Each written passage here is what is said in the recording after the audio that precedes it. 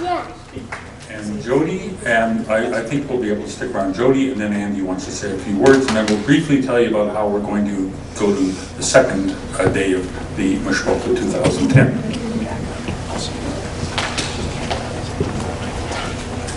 Okay, hi. Before I start, I know some of you asked where's my family. Unfortunately, they couldn't come, but I brought a little bit of clip that my son Uzi made out. We recently were on a vacation, the whole family together, in Meron, which is close to Tzfat. So we made a little clip of each of the kids saying,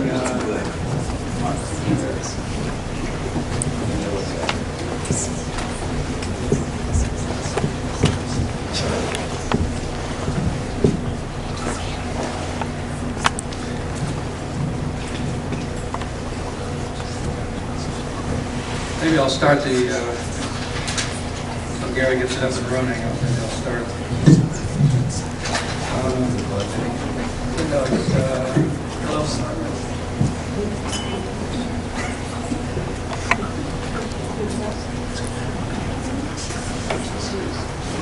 Okay, the clip just shows my grandchildren. I won't go into great detail, I just give you a little flavor.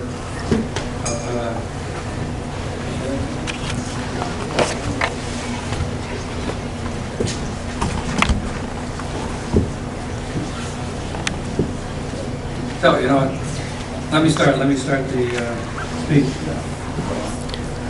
Okay, Kit, we were discussing who was going to say what, and I tried to weasel out of saying anything.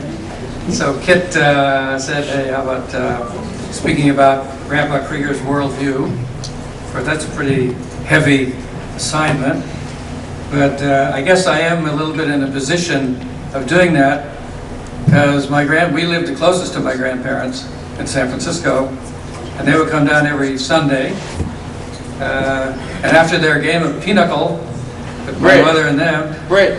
What? Not bridge. Pinochle. Pinochle, which is a card game. And always accompanied with 20, 30, 40, 50, which is all I remember from German. Then Grandpa would come over and sit me down and give me the weekly lesson. You know, where he was partly teacher and partly rabbi figure, and he would impart his vision of the world, worldview vision. So I guess I can give you what I got from all of that. Let's see, let me reload this guy. Give him some light. Yeah, light. Oh, I have light here. Okay. Okay, so what did Grandpa tell me about? First of all, he explained to me in great detail how the principles of science, how the atom worked, electrons, the protons, etc., etc. This is all for someone who had barely finished the 6th grade, but he managed to learn all of this stuff.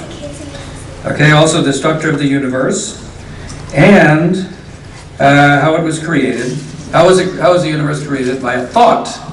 This is what the sentence which went over and over again. The universe was created by a thought. He ascribed that to James Jeans, who was a English philosopher and scientist. Yeah, and also invariably he ended the lesson by the power of the mind. It was always explained to me, Jody, you have to know that the mind has a great power. Always keep that in mind, and your mind can achieve almost anything.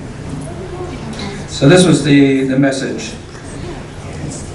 And I guess some of this did seep into my hard head, because afterwards I did learn some science, and as much as I could. Yeah. Okay.